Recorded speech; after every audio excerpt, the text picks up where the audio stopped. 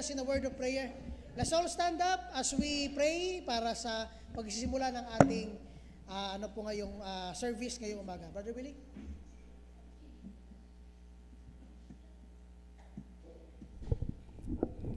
Tayo po ay manalangin. Dakiling Diyos na makapangyarihan sa lahat, nagpapasalamat po kay Panginoon sa mapagpalang araw na ito.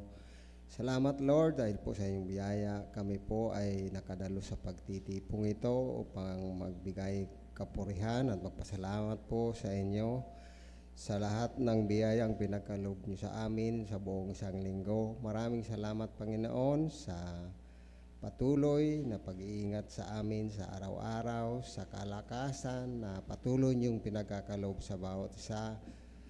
Hiling po namin Panginoon sa oras na ito ang gabay na patnubay ng inyong banal na Espiritu sa bawat sa amin, sa aming pag-aaral ng inyong salita. Hiling din namin Panginoon ang paglilinis ng puso ng bawat sa amin, sa aming mga pagkukulang at pagkakasala gagawa namin. Naway maging karapat-dapat po ang bawat sa amin sa gagawin naming pagsamba sa buong maghapon.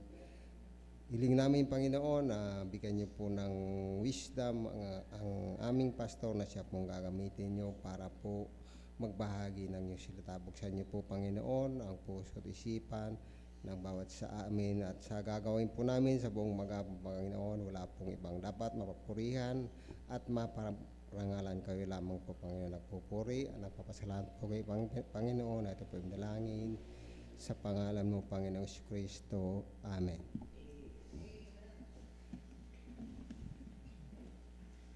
Amen and good morning everyone. Good morning. Good ba ang inyong morning? Okay, sana ay good ang ating morning. Of course, sa mga prayers natin, maraming nagkakasakit ngayon mga kapatid. By the way, let's include them in prayer. Si Sis Clarita, let's pray for her, no? At syempre, yung mga na dumadaan ngayon sa mga problems, let's pray for them. And most especially sa pag-start, bago tayo mag-start, I hope naka-prepare na kayo, naka-CR na, nakakakain na. Kasi pag simula natin mamaya sa worship, ay naka-focus na tayo, no? Wala nang lalabas-labas para naka-dedicate ang ating oras at ang ating focus sa salita ng Diyos at sa mga truths at principles na nandoon. As we start, syempre, hindi natin kakalimutan yung bawat isa na nandito ngayon, i-recognize natin sila at sabihan nyo sila ngayong umaga ng good morning at happy Lord's Day. Okay lang ba yon? Hindi parang may nakasimangon Sige, sabihan nyo yung inyong katabi. Sino yung katabi nyo dyan? Sige, sabihan nyo, good morning and happy Lord's Day. Go. Sige, sabihan nyo muna. Go. Parang ayaw nyo tingnan Tingnan nyo. Sabi nyo, sis, brad. Sige, go. 1, 2, 3, go.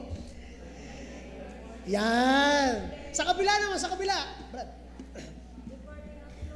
Wala na. Sa kabila naman, sa kabila. Ayaw. Kamustahin nyo ang bawat isa kasi mga kapatid. Alam ko lahat tayo nitong 6 days, maraming pinagdaanan, pero ngayong nasa tahanan tayo ng Panginoon, ang kaya natin gawin ay kamustahin yung katabi natin. Okay? So, let's all stand up at magkamayan tayo. Kamustahin natin ang bawat isa. At sabihan nyo sila ngayon ng Happy Lord's Day habang pinupuri natin ang Panginoon ngayong umaga. Brother Ashil, please.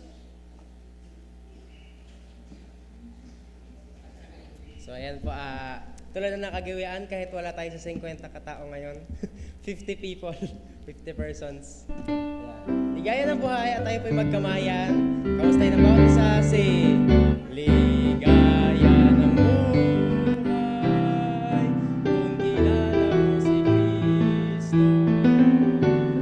Ligaya ng buhay kung siya'y manunubos mo.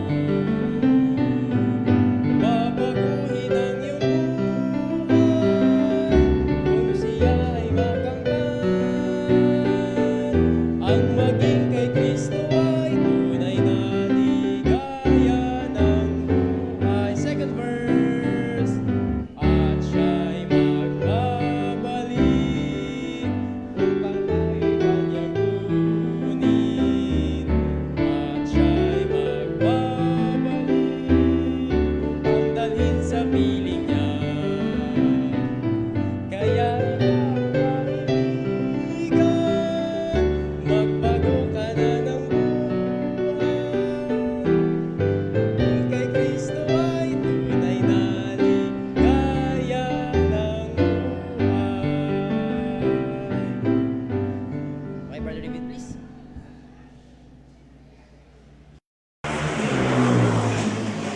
sana nakakamay kayo ng at least 20 persons.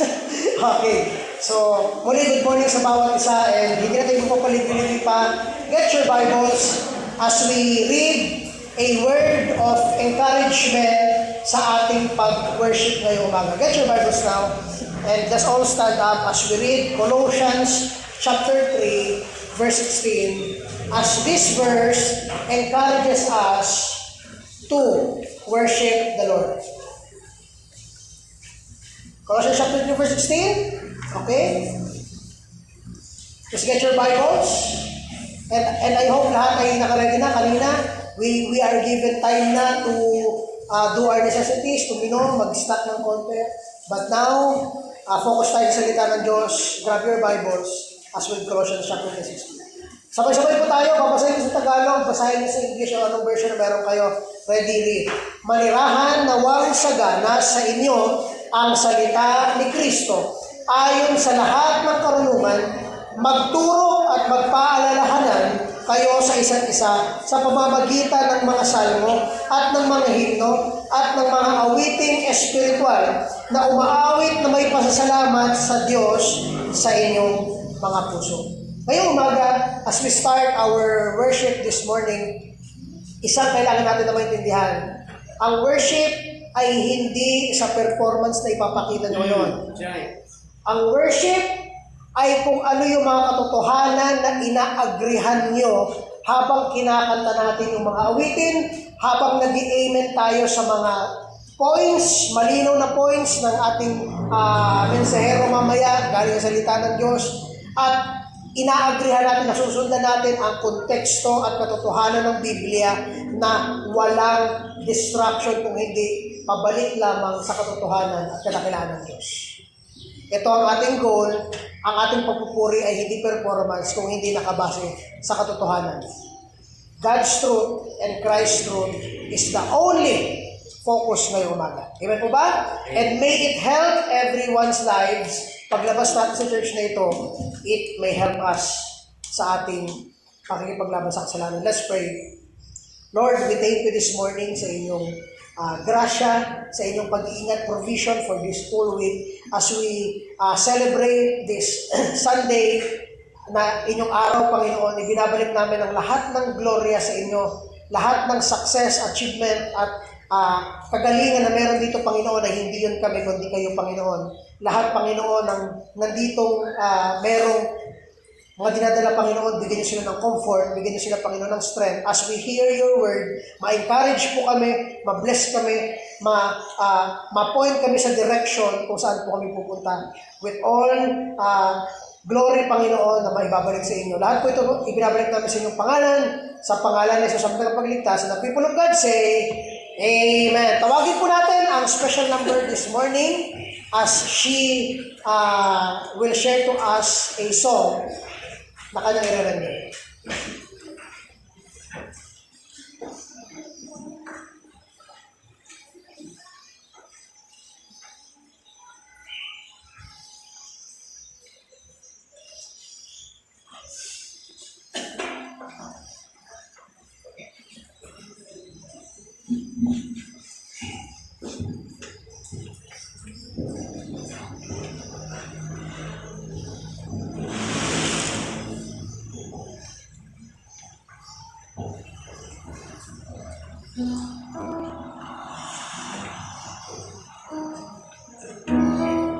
Kakantayin ko po ang pamagat ng Ilong on the Heart.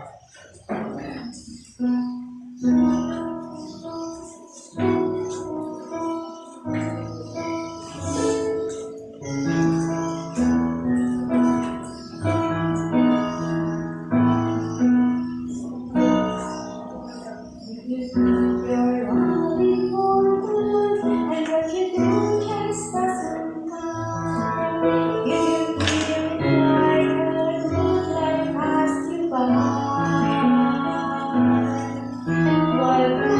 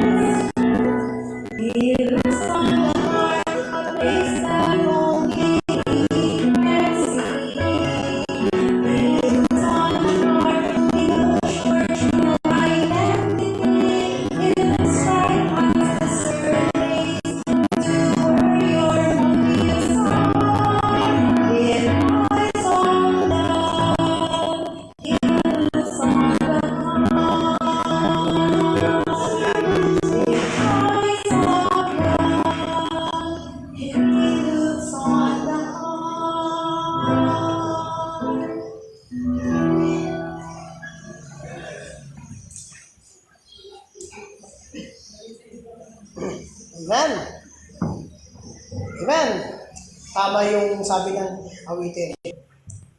Hindi yan yung pinapakita natin, kundi kung ano yung nasa puso natin.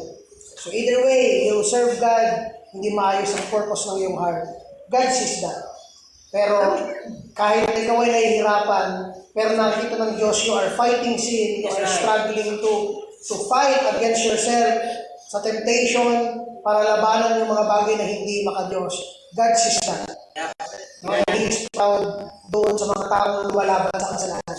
Hindi yung sa mga taong hinahayaan na lang na hilahin sila pabalik doon sa putik ng karumihan.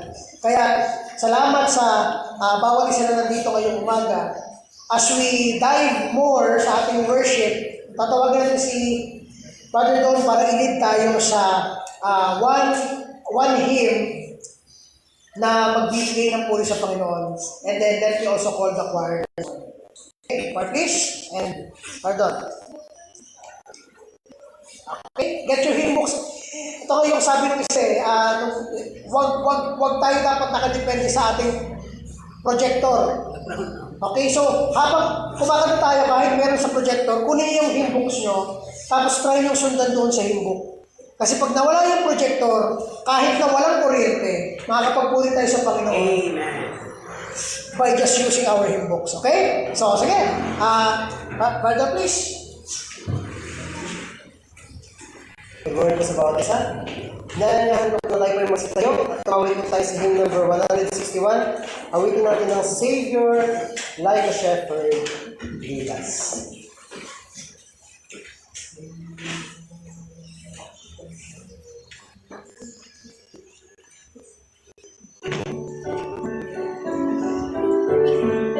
Awitin po natin from first stanza. Savior, like a shepherd, lead us. The first verse now. Sing. Savior, like a shepherd, lead us. Much we need thy grace. Lead us, pastors, lead us. For our use thy voice we praise. Blessed Jesus, blessed Jesus, thou hast called us that we are. Blessed Jesus, blessed Jesus, thou hast called us that we are. Stop verse, we are thine. We are thine, come defend us. Be the guardian of our way. Give thy rock from sin, defend us. Sing us when we go astray. Blessed Jesus, hear us when we pray. Blessed Jesus,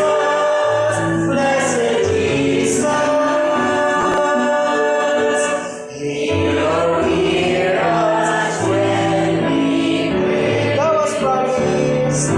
Thou hast promised to receive us, poor and sinful though we be.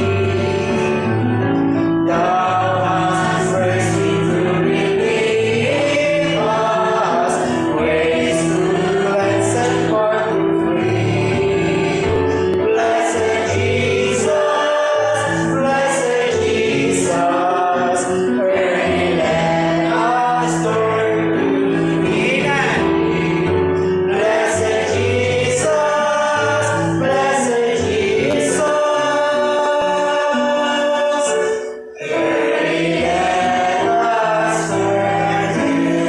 Last time sa mga kapatid, please.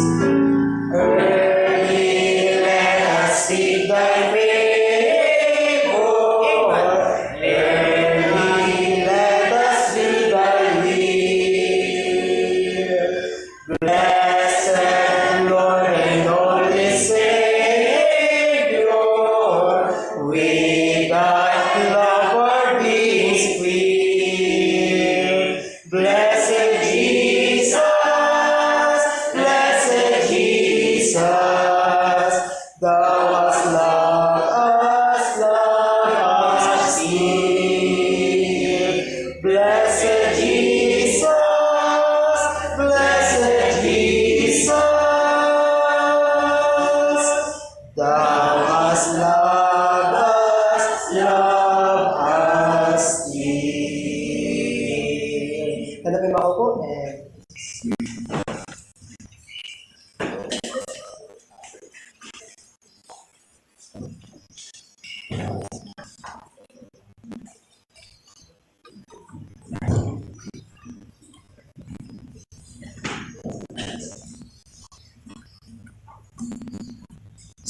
Psalms 23, chapter 22, verse 1 to 6, verse 1, the Lord is my shepherd, I shall not want.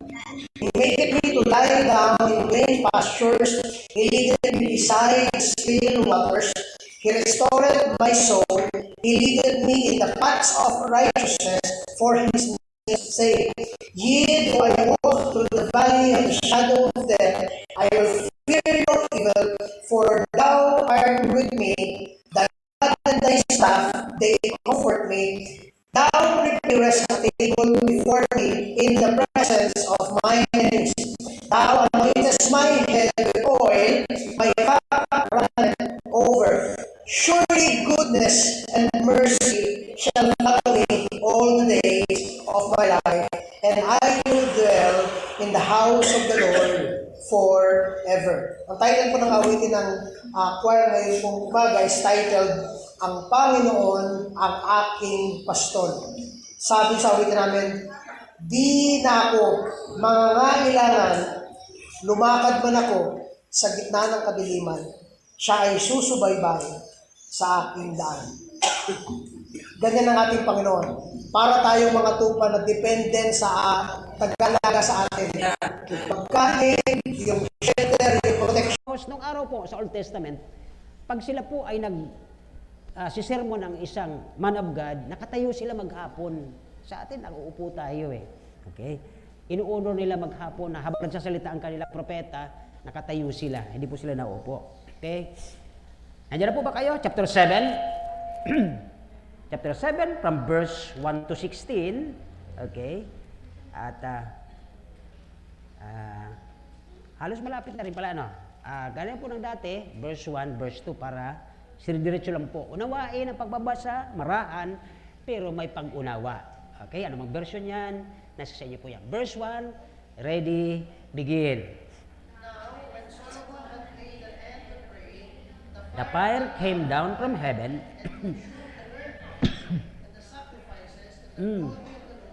and glory. Okay, napuno ng glory ang floor. Yun po ang mahalagang importanteng bagay dito. Verse 2, and the priest could not enter because the glory of the Lord filled the house. Dalawang beses na po inulit. Okay? Next.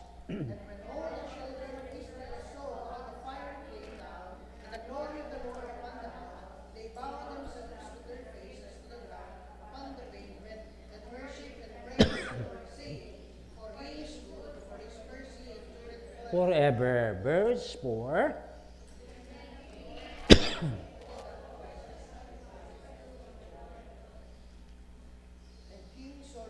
Offered a sacrifice of 20 and 2,000 oxen, 102,000 sheep.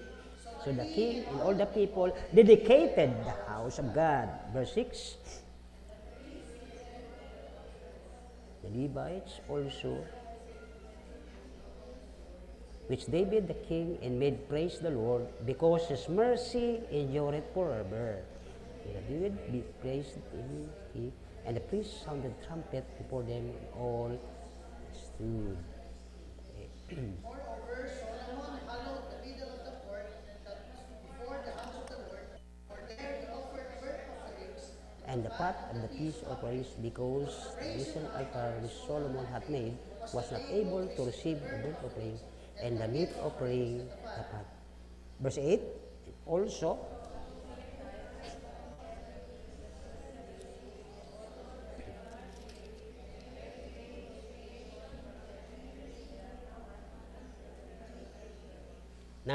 and in the 8th day, made a solemn assembly, for they kept the dedication of the altar 7 days, and the feast 7 days. kung napansin niyo po, may dalawang beses inuulit ha. Tandaan niyo po yon.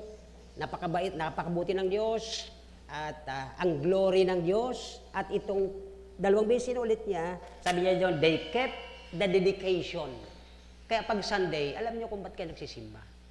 Idinidedicate niyo ang puso niyo sa Diyos. Hindi yung nagpapakita tayo kung sino man. Okay? Next verse po. Talon tayo ng verse 11. Okay? Thus Solomon finished the house of the Lord, and the king house, and all that came unto the Solomon, heart to make the house of the Lord and in his own house to prosperly affected. Verse 12. And the Lord appeared to Solomon. I heard thy prayer. Okay, nagustuhan ng Diyos, di ba? Verse 13. If that there be no rain, or if I commanded the locust to devour the land, I send pestilence among the people. Ang tatlong ito, mga kapatid, tandaan nyo ito maigi, may relasyon ito sa buhay natin ngayong panahon. Okay? Next, verse 14.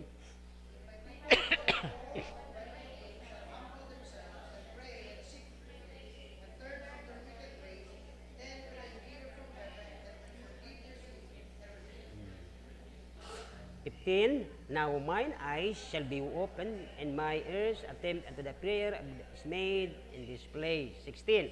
For now I have chosen to sanctify this house, by my name, mine eye art. Perpetually, magpakailan pa man dapat ang Panginoon nasa ating lugar. Pero minsan, napapansin natin, di ba? Yung mga iba, gloomy, parang walang buhay. Bakit? May problema. Verse 17.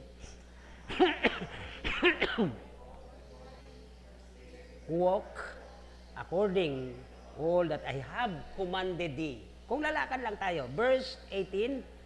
I will establish the throne of thy kingdom according I have covenant with thy father, saying, there shall be no Oh, di ba? Yan po ang pangako, Apakaganda. Verse 19. But, okay.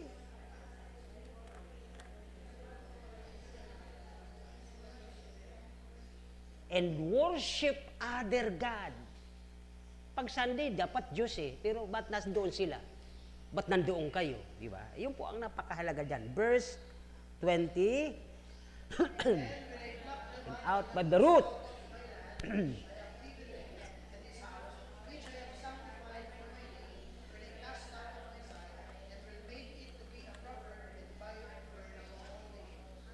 And this house which is high shall be an astonishment to everyone that passeth by it, that it shall say, why hath the Lord done thus in this land and unto this house? Ba't kaya ginawa ng Diyos yan? Ganyan madalas ang tanong, di ba? Verse 22, and it shall be answered, because they forsook the Lord. And he received them. Yes. Mga kapatid, sa umagang ito, pag-uusapan natin, okay, gusto nyo bang bumaba muli ang glory ng Diyos sa simbahan ito para lahat tayo masaya, lahat tayo nagbubunga? The reason why, tayo mismo, ating mga magulang natin, hinahayaan natin mga anak natin na ganun, na sila masusunod. Hindi ba ang Diyos makapangyarihan para magawa ang imposible?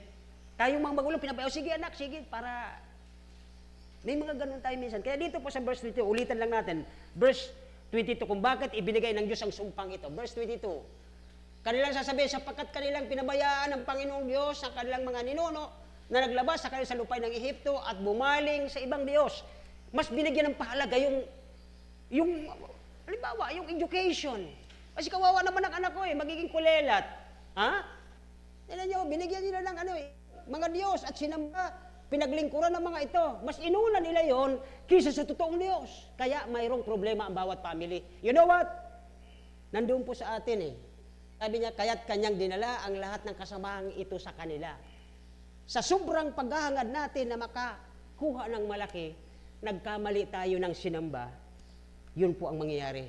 Susumpain ng Diyos ang kanilang saling-lahi. Samantalang doon sa binasa natin sa unahan, from verse 16, 17, hindi magkakaroon ng problema ang lahi nila, ang kanilang mga apo Di ba? Kaya yun po ay, gusto ba natin bumalik ang glory ng Diyos ayon sa verse 1? Harinawa.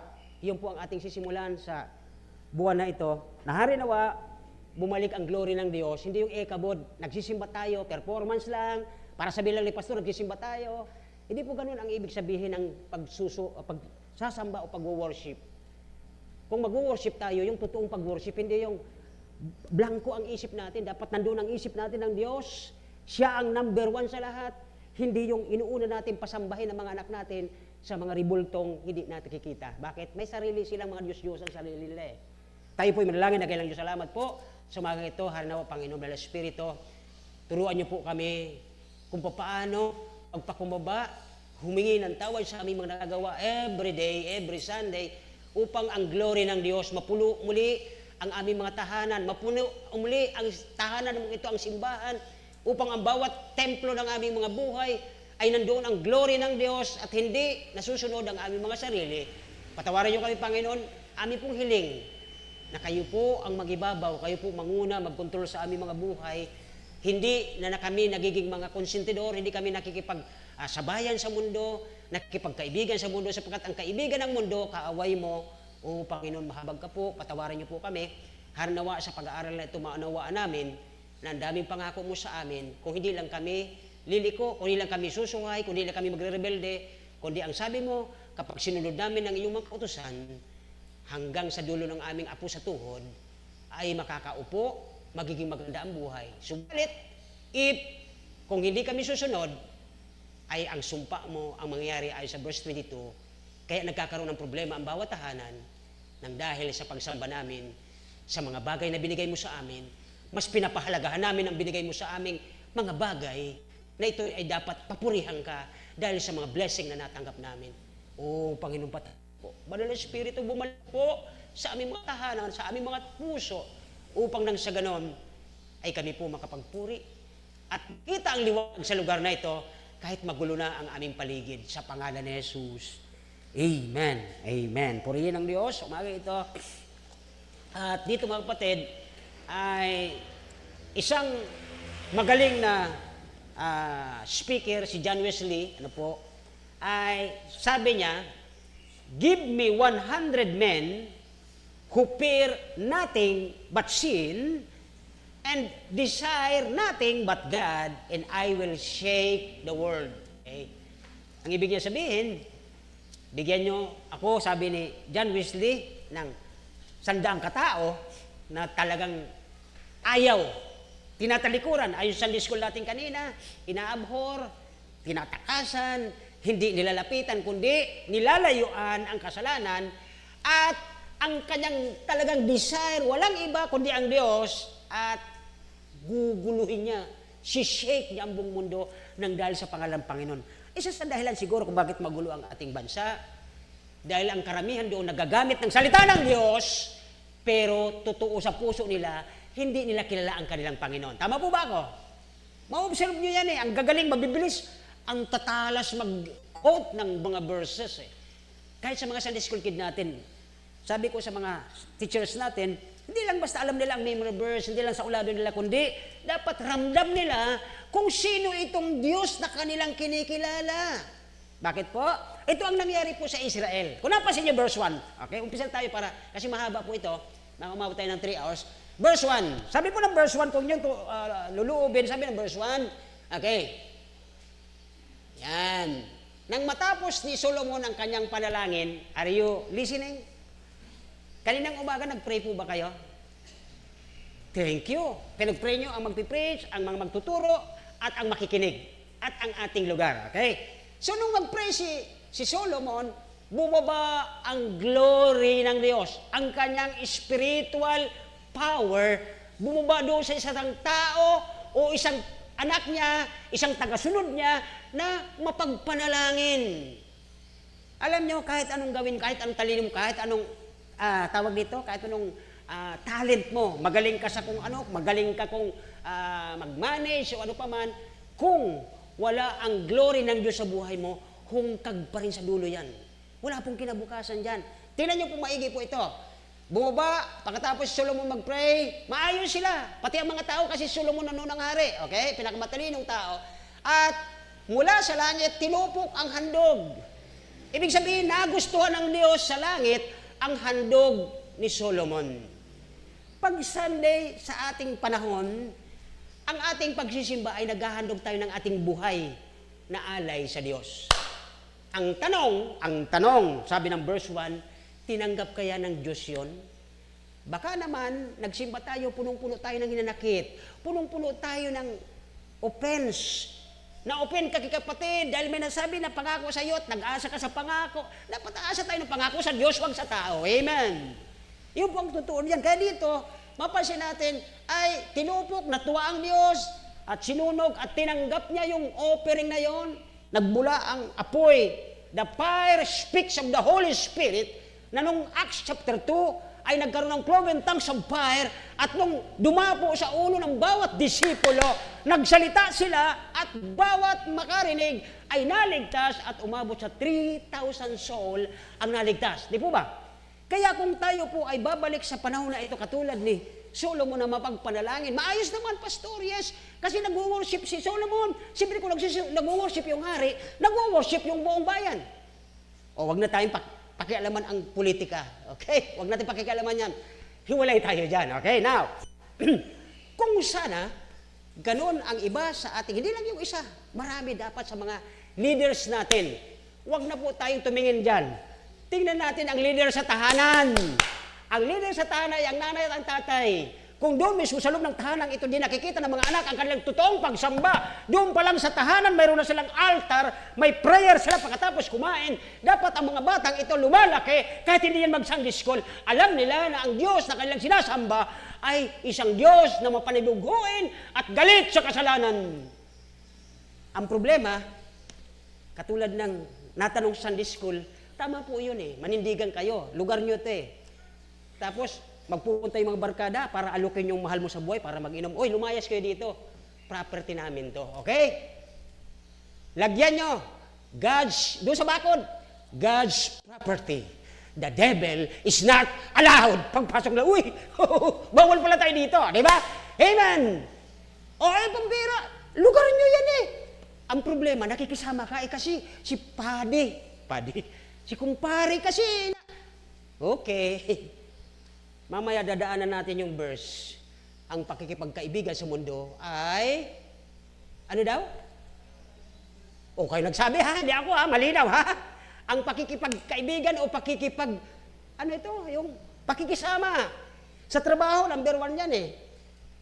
Mga kapatid, ayaw ko na ulit-ulitin kasi gasgas na plaka na yun eh. Sa office, number 1 yun. O, supervisor mo ako may-ari, inumin mo. Tanggalin mo na lang ako. Hindi ko ipapahiya ang Panginoon ko. Ay, siya ang sumuko.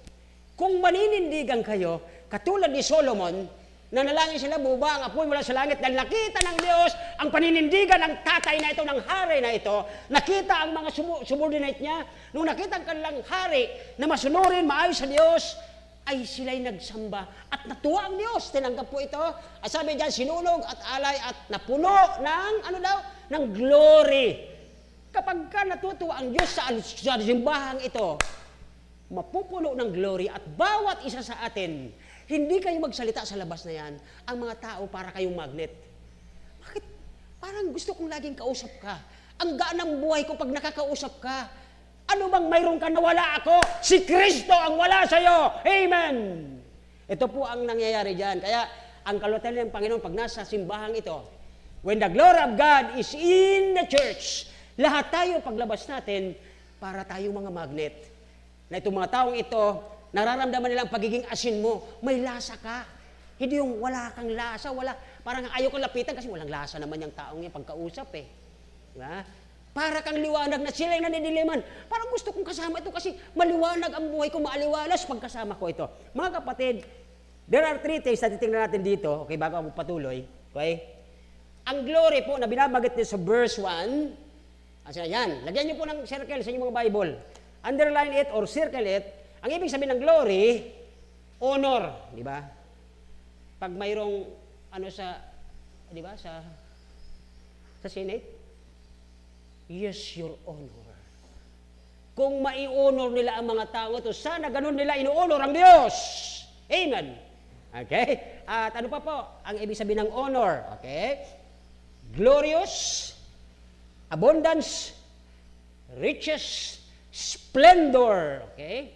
Dignity, reputation, reverence, paggalang. Yan po ang ibig sabihin ng honor. Now, dito po si Solomon, okay, na-realize niya na kapag ka pala malapit ka at mapagsamba ka sa Diyos, ang Diyos mismo matutuwa, bababa siya, ang glory niya ibibigay sa iyo, Kaya sabi doon sa awitin ng choir kanina, ang Panginoon ang aking pastor. Hindi na ako mangangailangan. Tingnan niyo mga kapatid, pag may problema kayo, di ba pag nag-pray ang buong simbahan sa pamamagitan ng biyaya at habag ng Diyos, sinasagot naman tayo kahit medyo 2 buwan, 3 buwan, sinasagot naman ng Diyos eh. Anong dahilan ba't hindi ka makapagpuri, makapagpasalamat after na binigyan ka ng Diyos, ng lakas, ng ayos na pamilya? Bakit hindi ka makapagpasalamat? Hindi ka man lang mag-worship, hindi ka man lang magbigay ng glory, o Diyos, purihin ka. You know what? May problem. Again, sin problem. Hindi ang kasalanan sa isang tao yan ang nag-aadlang para hindi mo makita ang glory ng Diyos sa ginagawa niya sa buhay mo. Ang puro nakikita mo, puro reklamo, kulang ka ng ganito, kulang ka ng ganyan. Yan ang nakikita ng isang fleshly, nagsasabing kay Diyos siya, kay Kristo siya, pero ang puso at ang buhay niya ay ipinapagamit niya sa dyablo. O huwag kayong magagalit. That's the truth. Bakit? Tingnan nyo, sabi baga ang pakikipagkaibigan sa mundo, kaaway ka ng Diyos. Ibig sabihin, may ginagawa ka doon na ayaw ng Diyos, kaya kaaway ka eh. Now, balikan natin itong verse 1, na dito natin nakuha itong glory. Gusto niyo po ba na muli ang glory o ang kapangyarihan ng Diyos at ng Banal na Espiritu mapuno ang simbahang ito? Ay, kaya naman. Yata eh. Excuse me. Ulitin ko ang tanong sa Marahan at Tagalog. Gusto niyo po ba na ang kapangyarihan ng Diyos ay dumako ulit sa bawat isa sa atin sa loob ng kanyang tahanan? Kasi bakit po? Sabi ko sa inyo, isang pagkakataon, naglalakad ako sa sentro. Kagati yung, hindi ko kilala. Pero ngiti-ngiti. Tapos bumati siya. Maganda nga. Sino yun? Hindi ko talaga maalala kasi hindi ko nga kilala. Mayroon nakikita sa'yo ang mga tao dyan na wala sila. Ano kaya yun? The spirit, the honor na binigay ng Diyos sa'yo bilang anak niya, bilang ilaw ka at asin. Ang isang asin, malasa yan kahit saan mo lagay. Pero ang sabi ng Matthew, pag ang asin wala ng lasa, maganda sa kanya, tungtungan na lang.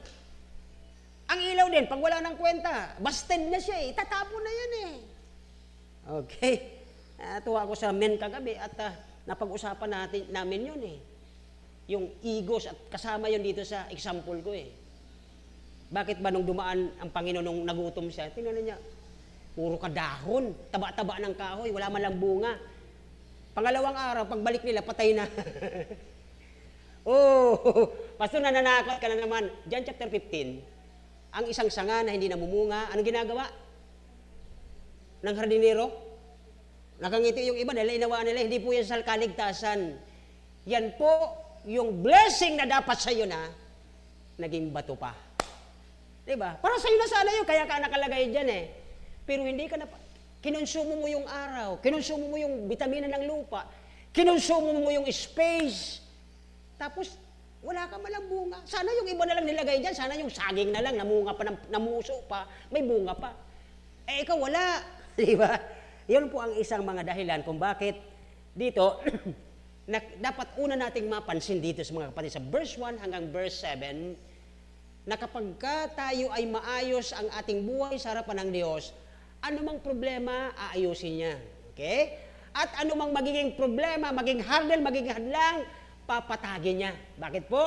Tingnan niyo po ang sabi niya dito sa verse 1 and 2. Okay?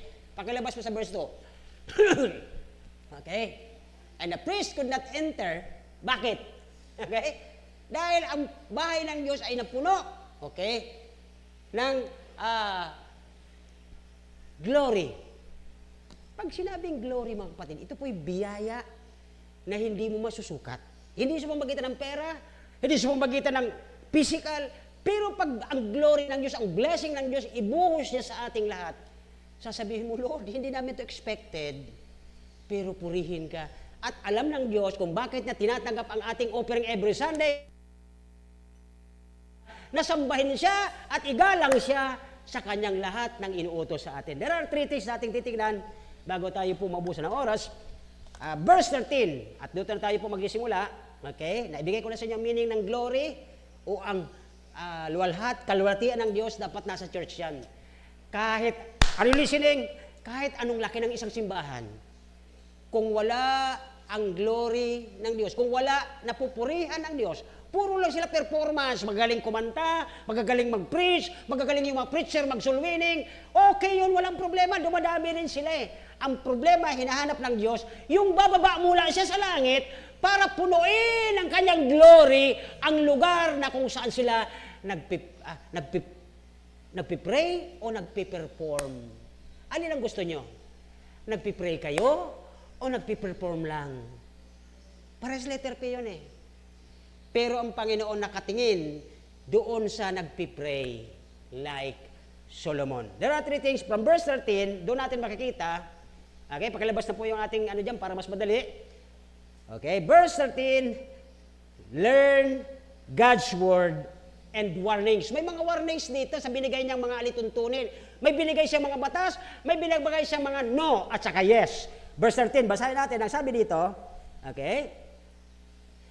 Kasi dito po mga kapatid, from verse 12 hanggang 22, okay, ay nagbago na yung Israel. Natuto sila.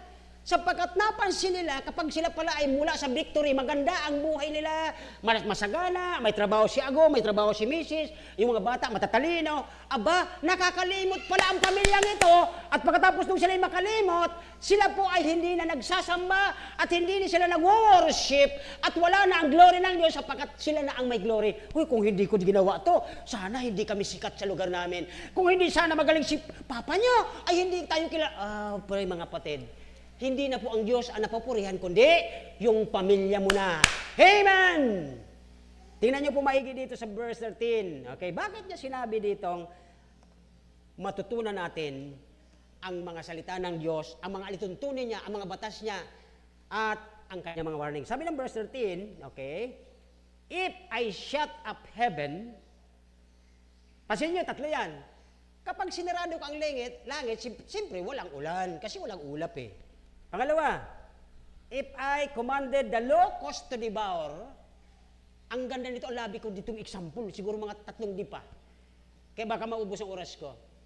Alam nyo, kahit anong galing mo, kahit anong talino mo, magaling ka sa negosyo, ang Diyos marunong maningil. Tama po ba ako?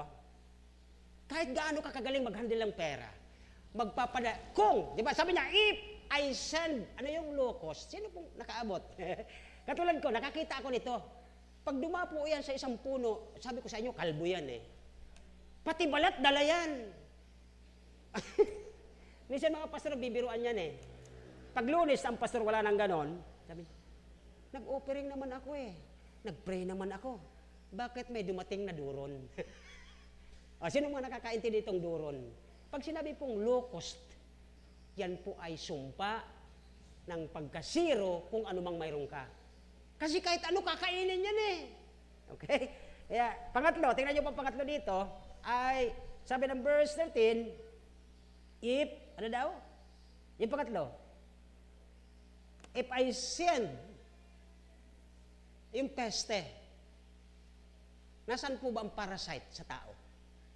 Maliban sa kanyang isip. May parasite ang tao sa isip niya eh.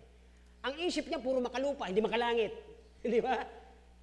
Dapat doon tayo program eh, looking, para sa pupunta. Pero ang kanilang utak, nagiging parasite sila eh. Puno ng uod. Bakit? Tingnan niyo po sa verse 13. Yeah? Kung ipadala ko sa ating mga, kaya pala itong mga kapatid, kaya pala ang EDSA naglagay ng if my people, hindi man pala nila naunawaan ito eh. Ang akala nila putol yan. Di sila nagsimula sa verse 1. Na nung verse 1 hanggang 7, maayos ang kaharian ni Solomon. Nagpipray si Solomon kasama ang mga tao, nag-worship, nagsasamba, naglalahat. Pero dumating ang panahon, okay? Mamaya dadaanan na isa-isa at bantayan niyo lang po, okay? Dito muna tayo sa first point na sabi doon, bakit kailangan nating pakinggan ang salita ng Diyos at ang kanyang mga warning? Upang bumaba ang kanyang glory, upang punuin ang ating simbahan, upang punuin ang bawat puso ng bawat individual sa ating tatay at nanay, mga bata, na para hindi unahin ang mga bagay na itong pansandali lamang, kundi unahin ang Diyos na eternal. Okay, number 1, tingnan niyo po. Sabi niya, if, okay, After blessing, mga kapatid, naglalagay ang Diyos ng if, di ba? O pagkatapos na pinagpala ka, ano ngayon? Di ba? Nabigyan ka ng trabaho. Dati nagpipray ka, Lord, bigyan mo trabaho. Nawala ng trabaho kami. Lord, sana po magkaroon. Nagbigay ang Diyos. If nagbigay siya, ano naman ngayon ang gagawin mo? Di ba? So, tingnan niyo po natin dito. Una, sabi niya, okay, may tatlong napapanahon na warning dito. Number 1 is a barren life. Sabi ng verse 13, that there be no rain. May pagkakataon, huwag tayo magmayabang dahil matalino ka at halimbawa, sabihin mong head ka ng isang bangko, hindi ka mawawalan ng trabaho kasi maraming bangko sa Pilipinas. Pero hindi nyo ba alam na pag ang Diyos nagpadala ng peste sa bangkong yan, bangkarote yan. Tama? Hindi ko makalimutan ang Bangko Pilipino eh. Grade 1 ako, dyan ako naguhulog. Subok na. Matibay. Subok na. Matatag. Wala na. Subok yun ha. Subok yun. Oh, so what? Marinig nila. Tama naman yun eh. Bakit? Kinain nga nila yung pera ko eh. Malit lang ako. So, dito po ay hindi mo dapat ipagmalaki sa Diyos sapagkat if kapag ka maayos na ang buhay mo, binigay na ng Diyos ang kailangan mo ngayon, bukas, mga anak mo maayos na, nakapag-aaral na, matatalino na, if padalhan ka ng Diyos nang walang bunga. Mga kapatid. Yes, nakapagtapos anak mo. Pagkatapos magtapos, ano? Nagpadala siya ng, ano sabi niya? Okay? Walang bunga eh. Di ba kayo doon nawawarningan? Di ba tayo doon na-alarma? Number 2. Okay? Kasi mahirap po ito mga kapatid, huwag tayong aakala na kaya natin ang lahat. Kasi from verse 4 to 5, ay dito natin makikita that the temple is dedicated. Kapag ka nag-dedicate sila noon, buong ano sila, kumbaga sila yung one, di ba? Sila yung nagkakaisa nung panahon ni Solomon, hindi itong panahon ngayon, kalukuhan yan. So, dito po ay nagkaisa si Solomon at ang mga tao, dinedicate ang temple, plus yung mismong mga tao, nagpuntahan sila doon para mag-dedicate. Nagpuntahan sa church, sa temple. Eh ngayon, tingnan mo kapatid mo, dati may katabi ka dyan, di ba? Wala sila ngayon. Bakit? Bakit wala sila ngayon? Hindi natin sila kasama sa pag-dedicate ng buhay natin para sa Diyos, para ang glory niya bumaba ulit. Kaya hindi ang Diyos natutuwa dahil wala, kulang tayo. Amen po? Amen! O huwag niyo sabihin na, yan po ang sinasabi ng verse, okay? At sabi ng verse 6 hanggang verse 10, ang araw na sila po ay tingnan niyo po sa inyong mga Bible. On your Bible, please. From verse 6, 7, 8, 9, 10, ito yung panahon, ito yung araw na sila ay punong-puno ng pagpupuri, sulong-tulo ng pagpapasting at pagpapray, at upang sila po ay maraming ginagawa na sacrifices sa kanilang mga buhay. Pero mga kapatid, parang sa panahon natin ngayon, mas marami silang sakripisyo para sa labas, para sa kanilang sarili, kundi wala silang sakripisyo para sa Panginoon ngayon, para ang glory niya ibaba muli sa atin. Amen! O, pansinin niyo po yan. Tama yun, magdesisyon kayo pag may mga parasito, mga parasite, papasok sa tahanan niyo para alukin ang mahal niyo sa buhay kung ano-anong gagawin, mag-inuman, maghalakhakan, magbiruan ng green jokes. Oy, shh, alis ka dito. Mga parasite kayo. Mga uod kayo ng salibutan. Huwag niyong gagawin yan dito. This is God's property and the devil is not allowed. Manindigan kayo. So dito po ay, sabi ng verse 6 hanggang 10, na nagpupuri sila araw-araw, nagpapasting, nagdededicate ng kanilang mga buhay, at dinededicate ang temple. Mga kapatid, saan ba ang temple natin personally? Oh, sino nakakaalam? Di ba mayroon tayong sariling temple? Did you not know that you are a temple of the Amen! At least alam ninyo, mga kapatid, kung ang araw ng Sunday is the day of dedication, praising, dapat ang banal na Espiritu nandiyan sa puso natin ngayong Sunday para i-welcome ang pagbaba ng glory ng Diyos sa tahanang ito. Pero kung punong-puno ang puso mo ng galit, diba? Hinanakit, na-open ka, hindi ka na makabalik, may problema siya.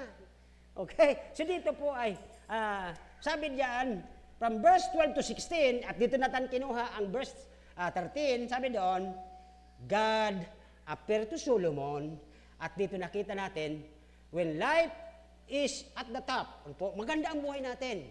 may pagpapala, may pagkain, physically fit, at dito po papasok. Dito papasok, pag maayos ang buhay mo, nasa top ka ng buhay. Kumbaga, umakyat ka, hirap na hirap ka paakyat ng bundok. Pero pag nandun ka na sa ano, wow! Sarap lang nasa tuktok ng bundok. Ang problema, pagbalik mo, baka pa-slide ka na. Di ba? Sino mahilig umakyat sa bundok? Di ba? Ang paakyat mahirap. Pero yung pagbalik, ay padaos-dos.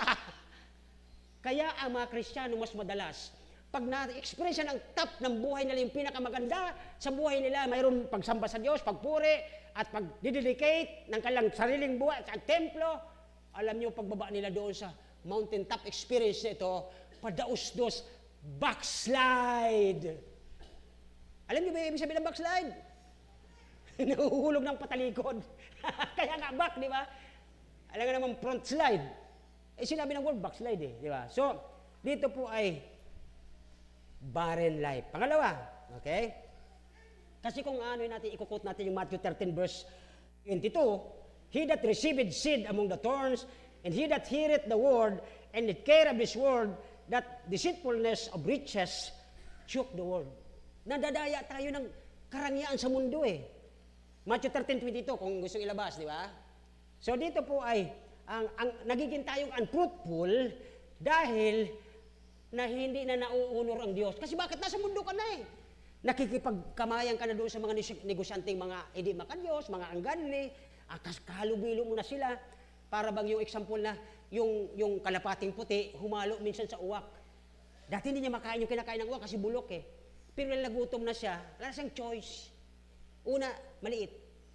Hanggang sa nagutom siya, kinain na niya. Ganun po nangyayari sa Kristiyano nakikipagkaibigan sa mundo. Sabi po ng Matthew 13:22. Another one is sa Luke chapter 13 verse 6 na he spake also in a parable, a certain man had a fig tree. Ito yung kinukwento ko kanina. Okay? Sa kanyang vineyard, sa kanyang ubasan. Okay? And he came and sowed fruit thereon at wala siyang nakita. Sabi ng Luke 13:6. Okay? Marami ang nasasayang kung isa ka sa buhay o isa kang puno na nilagay ng Diyos sa hardin na yan para pagpalain ka, para pagbungahin ka, maraming nasayang mo. Number one, nasayang mo yung pataba, nasayang mo yung space, nasayang mo yung oras, di ba? Yung, na dapat, yung iba na sana kung hindi naman pala ikaw magbubunga, dapat iba na lang nilagay dyan, nagkinabang pa sana ang Panginoon. Tama po ba ako? Kaya lang nandiyan ka, dapat nilagay ka dyan dahil alam natin magbubunga ka kasi yun po ang purpose ng planting, di ba?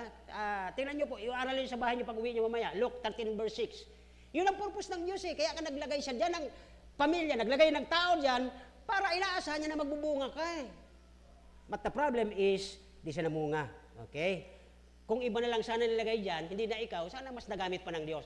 Ang issue po doon is more usable ka dapat sa Diyos, samantalang mayroon kang possibility. Mayroon kang potential. Okay? Katulad dito, anong potential nito? Pag nilagay ko sa gilid, anong potential niya? Mayroon po tayo lahat yan. Pag nilagay ka ng Panginoon sa isang garden na mataba ang lupa, may potential ka mamunga kahit yan ay bulaklak, kahit yan dahon, may potential ka na magkakaroon. Ang problema, hindi natin naiintindihan, hindi tayo nagbubunga because hindi natin apply ang ating, tinandihandog ating buhay sa Kanya, kundi naibibigay natin ang ating buhay sa mundo na kung saan doon tayo nasa salaputan ng mga bagay ng bisyo, ng gusto mo. Kasi siyempre, minsan, nagsisimula ang isang lalaki sa isang beer kasi pampataba daw Nung araw kasi yun po ang uso, beer, pataba. Ang hindi niya alam, naging na siyang addicted sa alcohol, ay hindi na po yung pagpapataba. Di ba? So yun po ang nagiging dyan, ay mga patalastas na yan na nagbibigay, naglalason sa utak ng tao. Okay? So dito po ay, yan ang ibig sabihin. Pangalawa, na sabi ng John chapter 15 verse 2, every branch in me that beareth not fruit, He take it away, and every branch that beareth fruit, He purgeth it. Lalo niya itong inaalisan para lalong mamunga, that it may be bring fruit. John 15:2 po yan. Okay? Sabi ng Biblia again, sa John 15:16, ye have not chosen me, but I have chosen you. Tingnan niyo po ang word na ito. Hindi tayo ang nagdala sa ating buhay para sa Panginoon. Ang Diyos ang nagtawag sa atin. Siya ang nagpili sa atin, but I have chosen you and ordained you. Inordinan tayo that ye should go and bring fruit.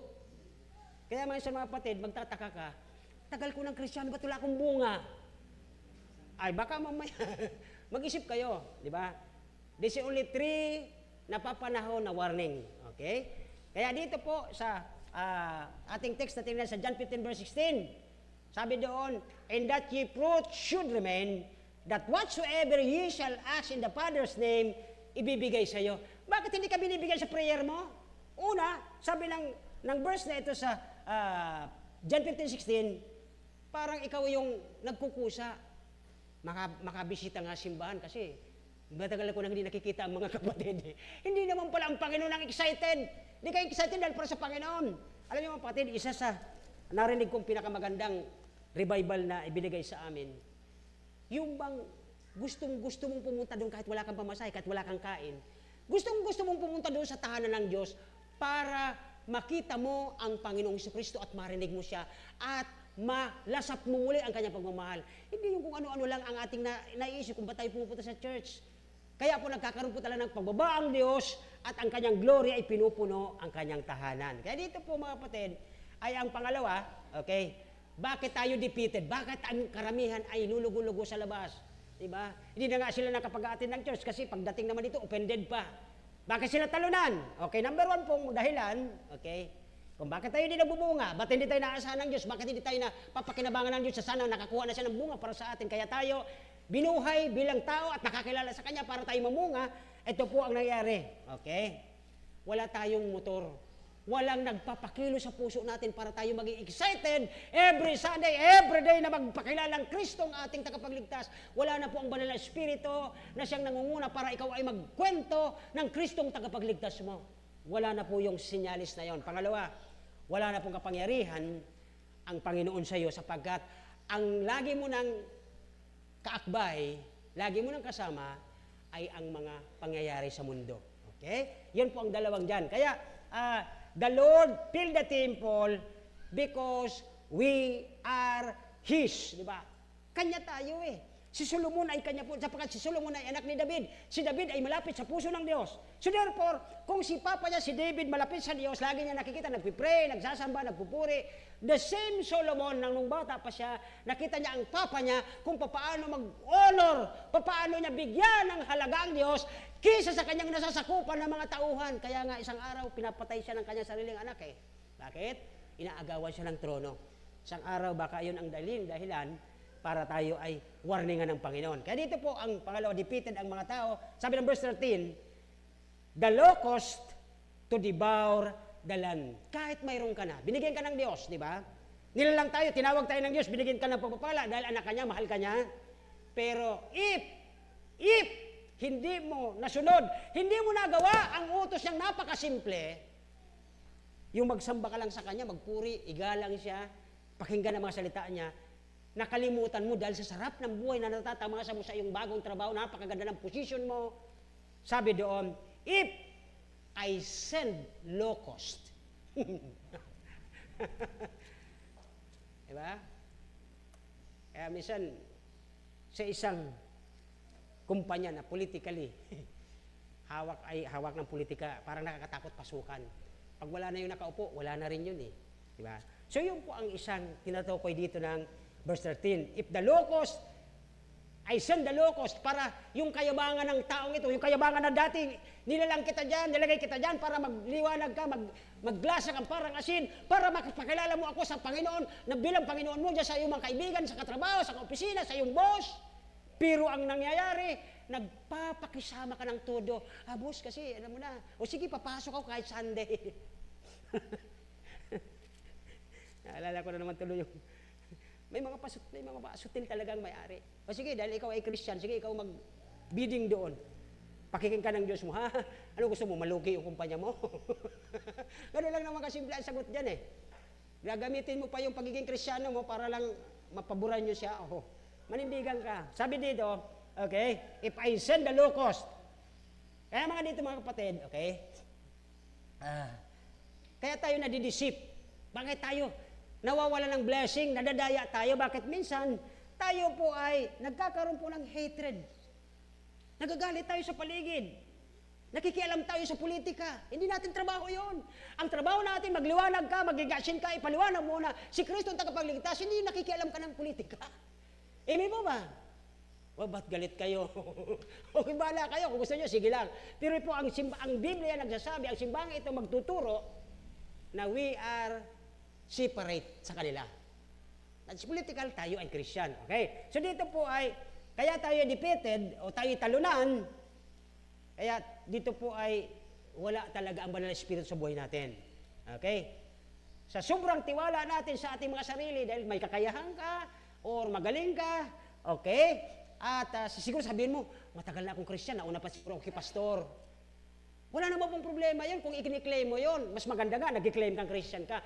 The problem is, tama pa rin ba ang puso mo sa Diyos? Nakatulong pa ba yan sa Panginoon? Baka naman sila sabong Kristiyano ka, ang tatay mo Kristiyano, mama mo Kristiyano, bata ka pa nag-aatin ka sa simbahan ito. Pero tingnan mo ang sarili mo kung nagbubunga ka. Meron ka bang pagbabago para sa ikagagalawin at ikakalago ng gawain ng Diyos? Baka wala. Baka nga ngayon, para kang kalabasa, nakakapit ka pa rin kung kanino para makapagsimba ka pa lang. Amen! Naalala ko naman tuloy yung preaching ni Pastor dito sa masarap na ulam na ito. Alam mo, ayan, yung halo-halong gulay, tawag doon. Diba? O, pinakbit. Hindi ko makalimutan yung kalabasa sa kanya, sabi ni Pastor Daria. Ang karamihan, ang pinakbit masarap. Pero may mga Kristiyanong parang kalabasa. Hindi makapunta sa church kung walang makakapitan. Huwag kayo magagalit, ha? Yan po ay sample ni Pastor Dara, ginagamit ko lang. Marami talaga na open doon. Bakit? Ang puso nila hindi nakatunin sa Panginoon. Totoo naman eh. Sabi mo, mahal mo ang Panginoon. Eh, kung lalaki ka, pag nililigawan mo ang dalaga, walang gabi. Kahit tundo pa yan, pupuntahan mo yan. Kahit nagliliparan ng pana dyan, dahil mahal mo yung babae, pupuntahan mo. Pero ngayon, bakit pag ang Sunday na para sa Panginoon, parang busy ako, may kukunin ako. Hindi ka na interesado masyado. Bakit? Hindi mo na love ang Panginoon. Kaya wala nang glory, wala nang blessing ang family mo, wala nang blessing ang templo sa buhay mo. Hindi ka na nagagamit ng Diyos sapagkat hindi na mahalaga ang Diyos sa buhay mo mismo. That's the thing. Bakit ang Panginoon magpapadala ng mga biro, no? Pati yung ugat. Alam niyo kung wala lang lupa yung kahoy na dinaanan ng locust na to, pati yung ugat babalatan ng mga ito eh. Pag nagdilim kasi ang langit ng araw, siguro mga 4 na taon. Pag nagdilim yung langit na yan, nandyan yung mga duron. Yung mga aanihin na lang mga kapatid, grabe. Pag dinaanan nito, kawawa. Okay? Grabe ang mga locust na ito. Kaya mga kapatid, pagka sabi ng Panginoon, pag hindi kayo sumunod sa sinasabi ko sa Bible, pag hindi nyo nagawa ang inuutos ko sa Bible, paano? If I send this peste, di ba? Locust, dami. Sa 3 lang mga kapatid, solve na solve ka na eh. Siguro hindi ko masabi, Lord, patawan po. Hindi na po uulit. Ganun naman tayo mga tao eh. Pag nagkamali, iyak sa Diyos. Ang Diyos naman mahabag, magpapadala ng propeta, magpapadala ng pastor. Pagka nagsamba sila, nagpuri, bumalik sa Diyos. Pagkatapos, sumarap yung buhay, gumana ang buhay, balik na naman sa dati. Nagsamba na naman doon. Bakit po? Ito ang mahalaga gusto kong maintindihan ninyo. At sapat oras na. Okay, iwanan ko na to. At ang pangatlo dito yung na-discourage ka. Kung bakit ka discourage, talunan ka dahil sa bahayan daming hadlang. Ito po yung daan ng mga Israelita. Kung naalala nyo, di ba pinalabas sila sa Egypt, ang dadaan nila papuntang Agaba. Nung tinitingnan ko po ito sa mapa, ilog na pala ito. Ang pinakamalaking hadlang sa Israelita nung panahon, nung sila iniligtas ng Diyos, yung dadaan ng Red Sea. Bago pa sila makarating ng pangpang ng Red Sea, alam nyo ang mga reklamo nito? Alam nyo ang mga, sabi niyo, Bira, ang sarap ng buhay ko doon sa Egypt. Nagluluto ako doon, may sibuyas, yung gisain mo lang yung tuyo na may bawang na may sibuyas. Ang sarap na, ulam na. Tapos dalhin nyo kami dito sa Illinois, batuhan, sukat-sukat ng pa ako. Tapos ito na, sa karireklamo nila mga kapatid. Naalala nyo, sa sobrang reklamo at reklamador ng mga Israelita, ang mga Kristiyano ngayon din reklamo na, Lord, ba't nangyayari ito sa mundo namin? Bakit magulang Pilipinas? Kasi may problema ang mga Kristiyano. Habang sila naglalakad, sa sobrang reklamo nila, rebelde nila sa Diyos, imbis na mag-pray, magpasalamat, nagre-rebelde, nagtatanong, kini-question ng Diyos, bakit nyo kami nilabas, bakit nyo kami niligtas? Nagpadala siya ng mga, di ba? At lahat sila kinagat, maraming namatay, halos 30%. At sabi ni Moses, Panginoon, anong gagawin ko? Nagreklamo na naman. Kinagat daw sila ng ahas. Sabi niya, maglagay ka ng pole, isabit mo ang ahas. Gumawa ka yung tanso, bronze. Sa ngayon po ay tawag doon ay dormilona. Ito po ay lumang ginto. Medyo manilaw-nilaw ito. Hindi ito masyadong pula. Okay? Brazen serpent. Lagay doon. Alam niyo ba ang ginawa nito mga ito? Nung sila'y nakatawid na, hinabol sila mga Egyptian, di ba?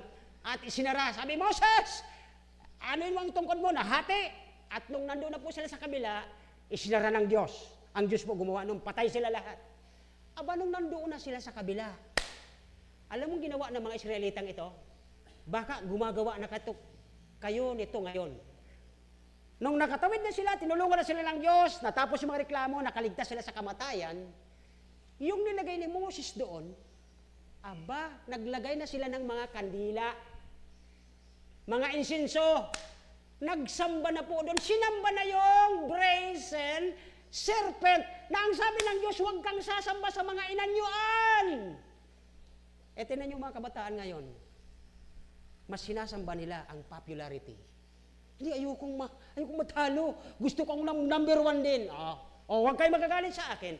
That's the same meaning na sinasamba na nila kung ano sila magiging.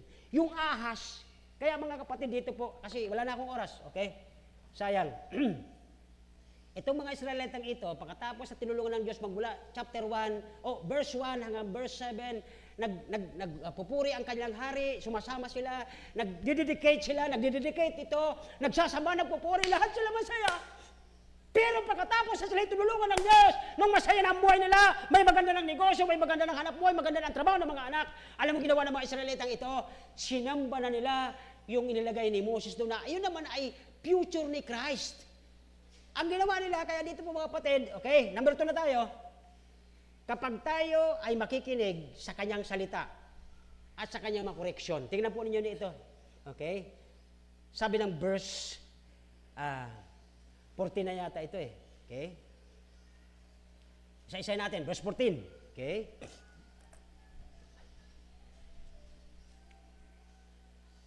Pagkatapos silang tulungan ng Diyos na itawid sa kamatayan, na buhay, naging maganda ang buhay nila, bumalik na sila sa normal, ayon po doon sa nilagay ni Moses doon na ahas, na ito po ay brazen serpent, at sinamba nila ito, 2 Kings chapter 18 verse 4, pakilabas. Tingnan niyo po itong ginawa ng mga Israelitang ito Yun naman po ay sinabi lang na tumingin doon. That's the future Christ.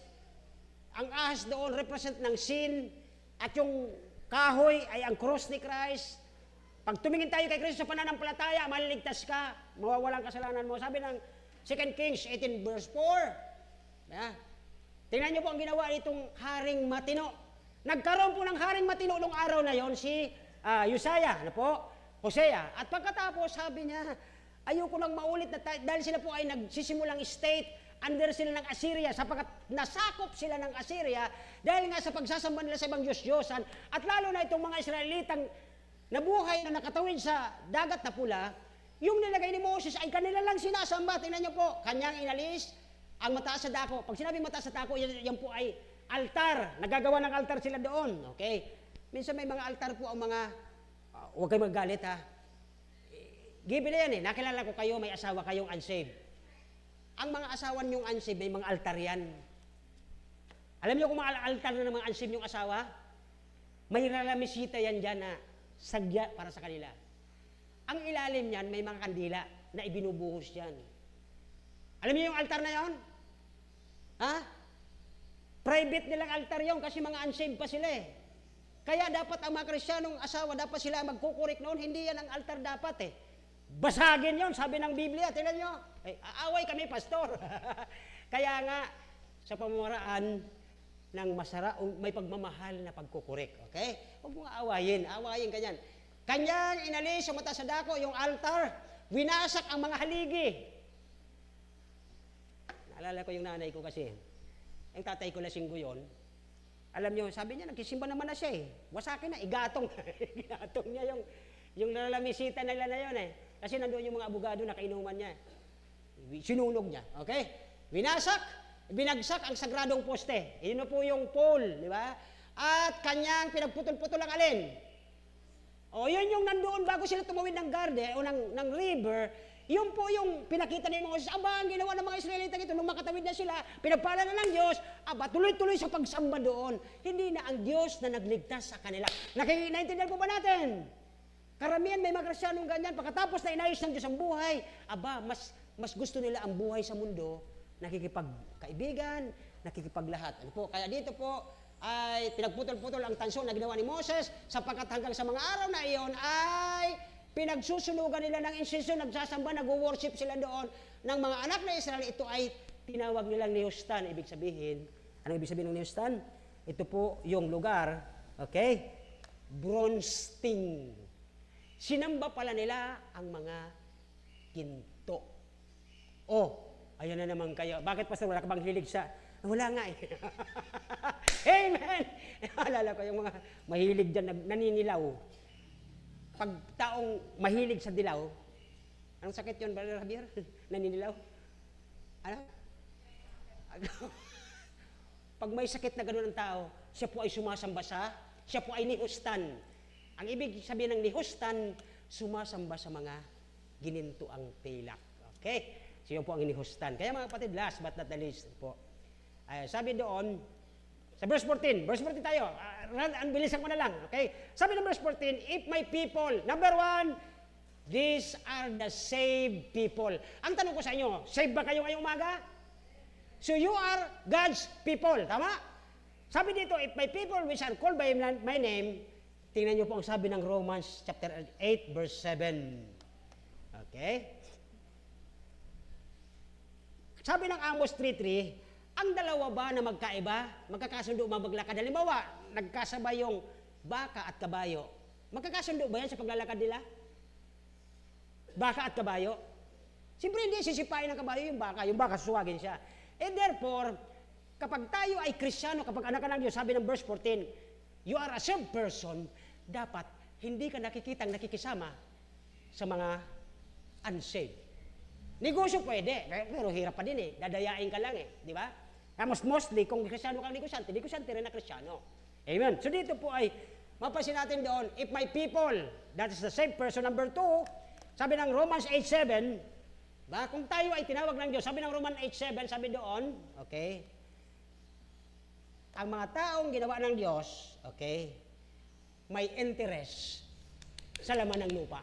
Bakit po? Lupa tayo eh. Amen? Kaya ang interesado nung katawan nitong lupa, kasi lupa to, interesado sa mga lamang lupa, mga gawa ng lupa. Wala siyang interes sa kalangitan. Bakit? Hindi siya totoong ligtas.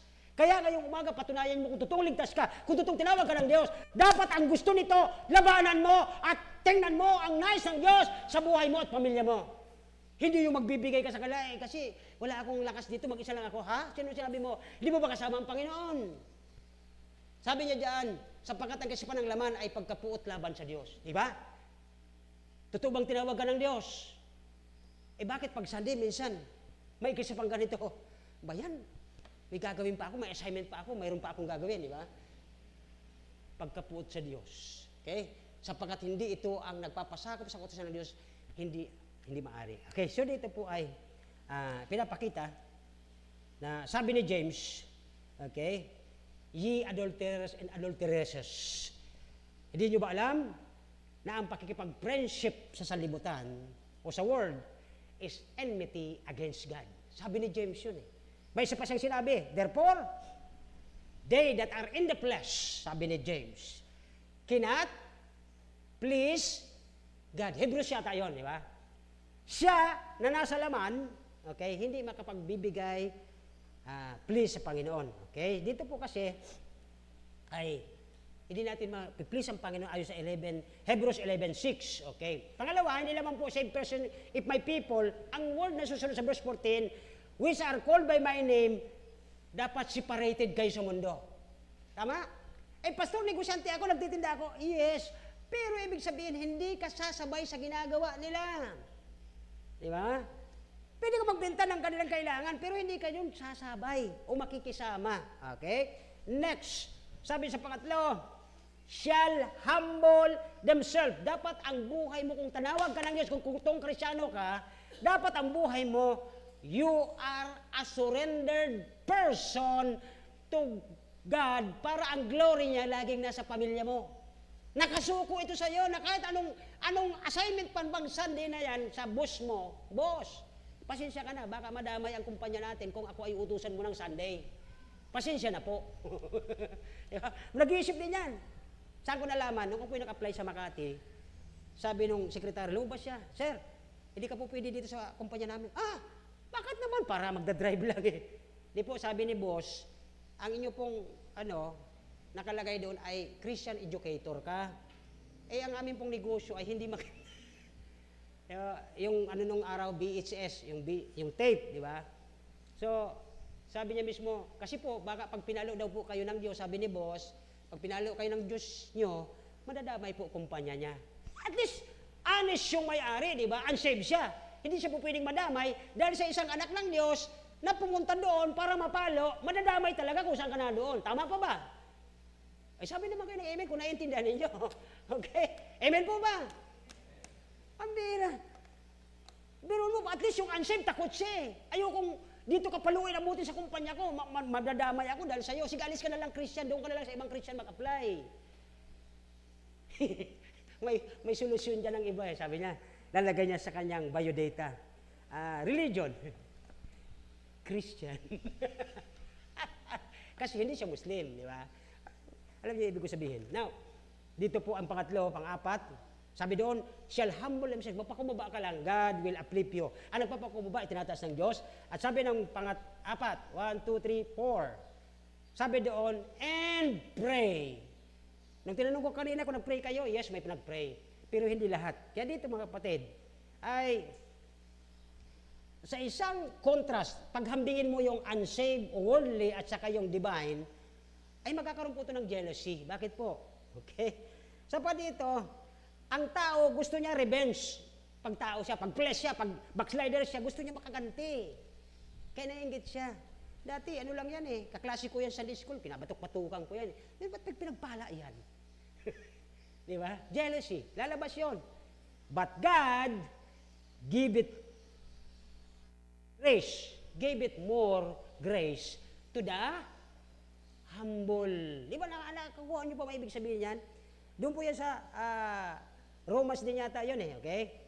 Ang worldly people, sabihin natin nakakilala sa Diyos, pero makalaman talaga siya, nagkakaroon po yan ng jealousy. Kasi laman siya eh. Nakakita na ba kayo ng nagpuputol lang kahoy na may palakol, pero walang bakal, walang ulo yung palakol, tapos kahoy lang? Mapuputol ba yun? Hindi eh. Yung po ang tinutukoy dito. Pag ang tao ay worldly, wala siyang matatapos. Kasi puro laman yan eh. Walang spiritual, walang talas, walang Holy Spirit na siyang talim ng isang totoong Kristiyano. Kaya pagka uwi niyo mamaya sa bahay, Lord, nandiyan ka pa po, baba na Spirit sa buhay ko. Kaya pala ang family ko medyo ups and down kasi wala ka sa buhay namin. That's the point. Okay? If sabi niya doon, and pray, and susunod, and seek my face. Ito yung naghahanap ng revival. Sana lahat tayo ganito. Isang araw doon sa, ni Billy Sunday, meron po siyang every Sunday, nag-preach siya sa isang malaking congregation doon sa US. Sabi ng isang babae, tinanong siya, sabi niya, Sir Billy, sabi niya, why do you keep having revival when it doesn't last? Bakit kaya nagpapaturo ka ng revival? Hindi mangyayari ito nagtatagal. Nawawala din yung revival eh. Alam niyo yung simpleng sagot ni Billy? sabi niya sa babae, Miss, matanong ko rin sa'yo, bakit palagi kang naliligo? Ano bang purpose mo? Bakit ka lagi naliligo? Di ba? Anong sagot ng babae? Para siya ay maging? Ano daw? Bakit kayo lagi naliligo? Para maging? Di ba? Ganun po ang revival na sinasabi dito ni Solomon. Pagkatapos ng ganda ng buhay mo, akala mo okay na, antusayon ka na, at home ka na, di mo alam, nadadaya ka na doon. Dahil yung sa gana na tinatamasa mo ngayon, baka madaya ka ni Satanas at sambahin mo na yung mga bagay na binigay sa iyo ng Diyos. Yun na ang sambahin mo katulad nung panahon ng Israelita na yung binigay ni Moses para tumingin sila para mawala yung kamandag ng nakagat na ahas. Sinamba na nila yung brazen serpent. Sinamba na nila yung ginto. Sinamba na nila yung mundo. Kaya sila po ay napalo ng Diyos. Kaya tingnan niyo po dito sa panghuli. At wala na ako sa oras. Number 3, mahalin natin at i-honor ang salita ng Diyos o ang Panginoon, ang kanyang salita, ang kanyang runungan. Tingnan niyo po sa verse 21 and 22. Okay? Kung maalala niyo sa verse 17, okay, hanggang 22, kung si Solomon, mga kapatid, okay, ay namuhay hanggang sa panahon natin, okay, ang kanyang tronong yan, sige, diretso yan, kahit sino maging anak niya, pangalawa, pangatlo, pangapat, pansampu, sunod-sunod sana yan eh. Pero bakit, tanungin ko kayo, nandiyan pa ba yung kaharian ni Solomon? Nandiyan pa ba yung kanyang lahi? Nandiyan pa yung mga anak niya? Apo? Nandiyan pa ba yung mga apo ni Solomon? Nandiyan pa? Wala na. Bakit po? The Bible says, okay, tingnan natin dito mga kapatid. Okay? Bakit po? Palagay ang loob ni Solomon sapagkat nangako ang Diyos. Sabi niya doon sa verse, tingnan po natin, 17, 18 hanggang 20. Okay? Para malinaw na, hindi tinatsambahan natin. Okay? Sabi ng verse 17, and as for thee, if thou wilt walk. Oh, tingnan sa Tagalog, verse 17, pakilabas. Ito po ang lesson din sa ating ngayong umaga. Okay, sabi ko sa inyo, mag-overtime ng konti. Verse 17, as for me, kung lalakad, tungkol sa iyo kung ikaw ay lalakad sa harapan ko. Are you listening? Kung kayo ay totoong susunod sa sinasabi ng Bible, hindi po sa sinasabi ni Pastor, sa sinasabi ng Bible, please. Huwag niyo akong gawing ano dito, Bible. Okay? May Bible tayo. Sabi doon, kung tungkol sa iyo, kung ikaw ay lalakad sa harapan ko, gaya ng paglakad ni David na iyong ama, kagaya ni Solomon na iyong gagawin iyon sa lahat sa aking inuutos sa iyo. Oh, di ba? Anong inuutos ng Diyos? Huwag pababayaan pagkakatipon. Tapos hinahayaan mo, pamilya mo, ayaw pumunta. Sinusunod mo ba ang salita ng Diyos? Siyempre hindi. Now, ano sabi niya? Okay? At iyong gagawin ayon sa lahat ng aking inuutos sa iyo. Marami tayong hindi nagagawa. Sabi doon, at iyong iingatan ng aking mga tuntunin at ang aking mga batas. O, di ba? Next, verse 18. Tingnan po ang verse 18. Okay? Aking patatatagin ang lahi mo. Kaya sabi ko sa inyo, nandiyan pa ba yung mga apo ni Solomon? Wala na. Bakit po? Tingnan nyo. Gaya ng aking pinagtipan kay David na iyong ama, sinasabi, hindi ka magkukulang ng lalaki na namamumuno sa Israel. Sana yung mga anak natin magiging maayos. Next verse, 19. Okay? 20. Ngunit kayo'y ano daw? Eto nagsimula. I-review nyo sa bahay nyo po ito. Subalit kayo ay tumalikod. Ito ang gusto ng Diyos. Ay, gusto mo man dito? Ay, mas magsagana dito, pastor eh. Mas malaki sweldo ko. Mas maganda, mas malapit, mas malayo. Pag abroad, malaki. Ay, ang problema niya pag uwi niya. Baka, ewan. Okay? Ngunit kung kayo ihiwalay sa talikuran ninyo ang aking tuntunin, ang aking mga utos, aking ilalagay sa harapan ninyo, at humayo, maglingkod sa ibang Diyos-Diyosan. Kaya mga kapatid, automatic pag Sunday pala, at hindi ka nakita, may pinuntahan kang ibang Diyos-Diyosan. Huwag kayo magagalit sa akin, huwag kayo magagalit sa akin. Amen! Ibig sabihin, pag Sunday na hindi ka pumunta ng simbahan na doon ang inuutos sa iyo ng Panginoon at wala ka, ito yung sinasabi niya eh, humayo at maglingkod sa ibang mga Diyos at sambahin sila. Napakahalaga nila kaysa sa Panginoon mo. Tama? O huwag kayo magagalit sa akin. Nangyari din yan yung panahon ng election. Diba? Sunday wala. Pero nung election, ang aga dun. Kasi mayroong na. Wala nang ganyanan. Walang ganyanan. Okay, next. 20. Verse 20. Okay? Aking tingnan nyo, bubunutin sila sa mga kapatid. Kahit ang ganda ng bahay mo dyan, kahit ang ganda ng finish yan. Aristocratic finish. Yung negosyo mo, establish. Look at this verse. Aking, ano daw? Huwag kayong magmalaki kahit anong yaman mo. Okay? At ang aking ibibigay sa kanila at ang bahay na ito na aking tinalaga para sa aking pangalan ay itataboy ko ang aking paningin. Sabi ng Revelation, ang saspakla ng lasa nyo. Sister, di ba, sa TV, yung mainit at alanganing malamig at alanganing mainit, di ba? Pag inu-inom mo, nakakasuka. Ibang lasa, di ba, Sister Weng? Di ba? Subukan nyo uminom ng alanganing malamig, alanganing mainit. Masusuka ka. Sabi ng Revelation, sabi ng Panginoon, isinusuka ko kayo. Sa Old Testament, ganun din. Aking itataboy ang aking paningin, ialisin ko sa presensya ninyo, ang presence ng Diyos, aalisin simbahang ito, pag lahat tayo ay nagpupunta sa ayaw niya. Okay? Sabi John, itataboy ko ang aking paningin at gagawin kong isang kawikaan, isang bukang bibig sa lahat ng mga bayan. Ang alin? Ito na po, nagsimula na po. Tatapusin ko na ito dito. Sabi dito, okay, verse 20. Okay, 1. Sa bahay na ito, nadakila bawat madaraan ay nagtataka, nagsabi, bakit ganito ang ginawa ng Panginoon sa lupang ito? Bahay na ito. Pag tayo po ay wala ng glory ang Diyos, manlalamig kayo, di na kayo mag-a-attend. Pag may mga dumadaan dyan, ba't ganito na yung simbahang ito? Dati masaya dyan sila, may mga sasakyan na kaparada dyan, may mga bata dyan na tinuturuan. Ba't ganyan na to? Ano ang nangyari? Nakita niyo po yung verse. Okay, sabi doon, sa bahay na ito, nadakila ng Diyos, sa kanyang tahanan, bawat daraan ay magtataka at magsasabi, bakit ganito ang ginawa ng Panginoon sa lupang ito at bahay na ito? Anong ginawa ng Diyos? Anong nangyari? Next verse, okay?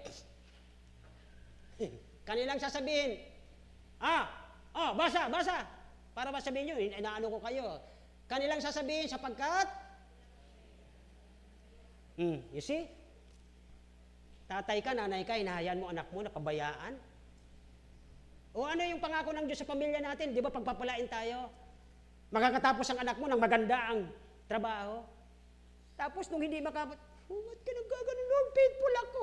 Magrereklamo pa tayo. Look at this. Sapagkat lang pinabayaan ng Panginoong Diyos sa kanilang maninuno at naglabas sa kanilang lupain ng Ehipto at bumaling sa mga gusto ng puso nila. Pinapapareport ka ni boss sa Sunday. O sige boss, darating ako. Anong oras? 6:00. Sige boss. Tapos nung next Sunday, dahil wala na siyang pasok, dumating 10:00 na.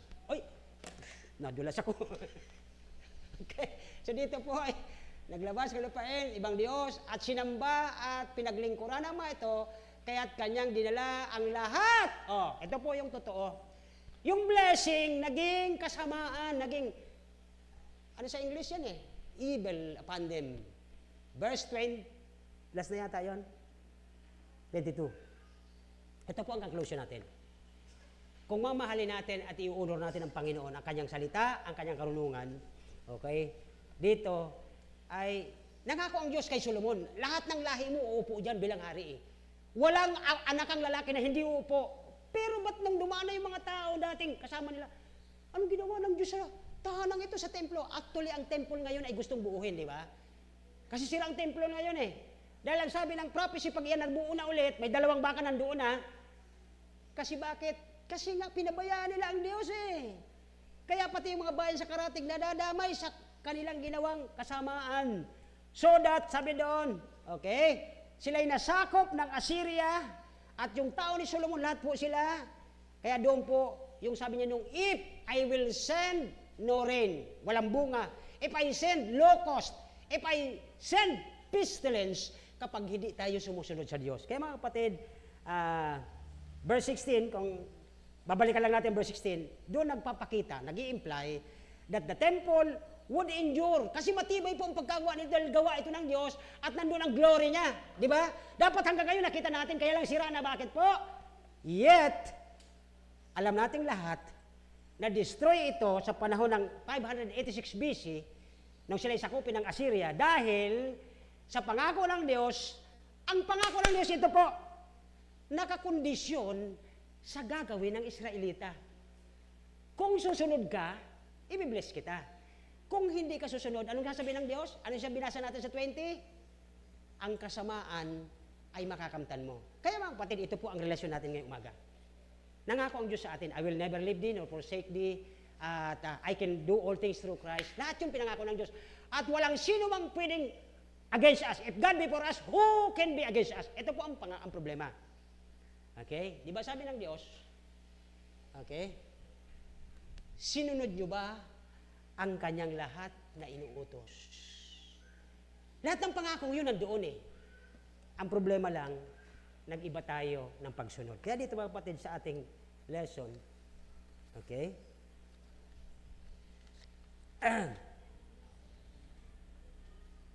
Verse 19 and 20, ang special warning doon sa verse 19 and 20, lagyan po ng inyong mga ballpen, that if people became idolatrous, God will reject the temple.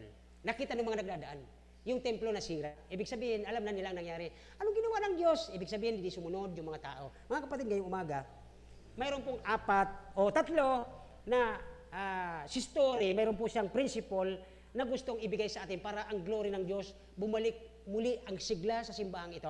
Number 1, let a few Christian, konting Krisyano, hindi naman kailangan marami, na magkaroon po sila ng tamang puso, tamang attitude sa harapan ng Diyos, at ang kanilang prime essential na sila po ay gagawin nila na ano mang gusto ng Panginoon sa akin, gagawin ko para sa Kanya. Kahit hindi marami, ibabalik ng Diyos ang glory, hindi ikabod. Okay? Pangalawa, nasabi ni Tori sa kanyang libro. Okay? Let them bind themselves together in a prayer. Kung mayroon man sa ating ilan na talagang gusto nyong ibalik ang glory ng Diyos, punta kayo dito. Gusto nyo Monday, magpipray tayo lahat dito, tapos uwi na. Siguro 30 minutes, uwi na kayo. Punta na kayo sa trabaho. Okay? Pray and have a revival until God open the heaven sa panahon na tayo nagpipray. Pangatlo, the last. Okay? Ilagay natin ang ating mga sarili sa disposal ng Diyos. Lord, ano pong kalooban nyo? Nilagay mo ako sa lugar na ito, nahirapan kami, pero kung anong ikabubuti sa mata mo, Panginoon, narito kami. Gamitin mo sa ikabupuri na yung pangalan. At your own disposal, hindi sa gusto namin. Tayo po'y magsitayo, at harinawa, ang 3 bagay na ito na solusyon ng Panginoon para magkaroon ng glory sa loob ng kanyang timbahan ay maibalik. Ang condition, kung susunod tayo katulad ng Israelita, kung hindi, sumpa ang aabutin natin. So balik tayo doon sa step na binigay ng Panginoon. Kung gusto natin na mabalik ang glory, iayos natin ang puso natin sa Diyos, ibigay natin ang buhay natin sa Kanyang disposal, hindi sa ating gusto, kundi gusto niya, kung anong gusto niya sa buhay natin, kahit mahirapan tayo. Lord, mamatay man ako, here am I, sabi ni Job, I will still serve thee. At ang pangatlo, sabi niya, nasa iyong mga kamay ang aming buhay. Tayo po'y manalangin na kailang Diyos, salamat po na nakita namin ang dahilan kung bakit nagsulat si Solomon, if my people shall call on your name and humble themselves and pray and seek thy face, at patatawarin mo sila, ay bibless mo sila. Lord, Panginoon, sa umagang ito, kung sakaling mong Panginoon naintindihan namin ang message mo, ako Panginoon, excited na nakita ko ito kung ba't pula ito na isulat, na kung kami magpapakumbaba, nung kami ay magbibigay ng aming buhay sa iyo, patatawaran mo kami at pagagalingin mo ang aming bayan, ang aming bansa, na punong-puno ng kaguluhan, punong-puno ng pagigdismaya, nahihirapan pati ang mga anak mo nadadamay nang dahil sa mga taong walang pakundangan, walang pagsamba sa iyo, walang pagsunod sa iyo. Tulungan mo kami ngayong umaga, Panginoon. Harinawa, habang kuya kayo ko, nakapikit ang inyong mga mata at ang Panginoon niyo pong kausapin. Lord, sa amin pong naunawaan, harinawa, magmula ngayon, masunod ko po ang iyong ninais sa Biblia. Hindi pagbigyan ko ang mga gusto ng aming laman, gusto ng mga kung ano ang ginugusto nila, sapagkat inilalayo mo pala ang iyong paningin doon sa pangako mo, imbis na pangako mo ay blessing, ay napapahamak, nasisira, naaalipin, at nawawasak ang mga taong nagsasarili at hindi ang gusto ng Diyos ang nasusunod. O dakilang Diyos, salamat po sa napakagandang blessing. Patawaran mo kami kung di namin nagagawa na susunod ang iyong nais sa Biblia. I-revive niyo po ang simbahan ito upang ang iyong glory bumalik, na kahit hindi kami magsalita, nakikita ng mga tao, nagiging kaming magnet, natutuwa sila sa buhay namin dahil nandiyan ka sa buhay namin, nagdiwanag ka sa buhay namin, nagiging malasa ka sa buhay namin. Pangunahan niyo po kami, wala kami magagawa kung wala po kayo, sa pangalan ni Jesus. Amen. Amen.